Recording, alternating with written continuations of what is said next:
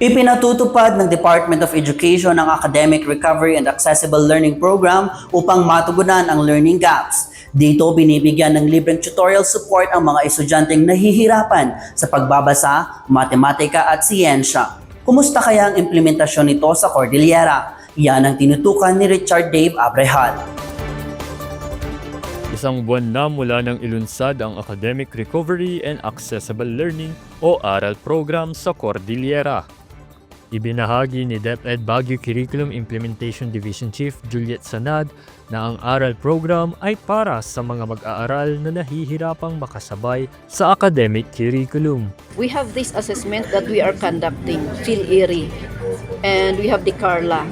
This assessment will tell us if the learners is within the grade level, the standard. But if it's not, then this will tell us. So this will become now the beneficiary of this ARAL. So for example, the learner is supposed to be in grade 3. She is now in the level of her reading ability is in grade 1. So these are the beneficiaries of this Academic Recovery and Accessible Learning Program. Ilan sa mga magulang, suportado ang ARAL program para sa kanilang mga anak. Natutuwa rin sila na makita ang kanilang anak na lalong nagsusumikap matuto sa kanilang pag-aaral. May binibigay kasi yung mga teacher na babasahin nila, tapos tuturuan na lang namin ulit sila sa bahay.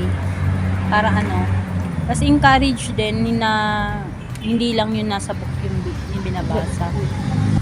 Dati tamad talaga yung anak ko magsulat tsaka Tapos ngayon pag uwi niyang, lagi niyang sinasabi, sabi daw ng teacher magbasa. Yun na, parang nakaka-encourage. Maganda naman siya. Nakakatulong din sa mga bata na nagbigay sila ng ARAL program. Ayon naman kay Ludivina Guerrero, isang ARAL program tutor, maganda ang epekto ng programa sa mga mag-aaral, kung saan mas natututukan sila sa kanilang mga aralin. Motivation ko kasi gusto ko by itong second sem, makakabasa na yung bata. Para naman, makacope up siya sa mga ibang bata. Kasi sa amin sa DepEd, no child will be left behind. Kailangan ma-equal footing sila. Kaya nga nag-aaral program kami kasi nga yun, kagaya ng isang bata, talagang very behind siya. Mahirap siyang maki-cope up.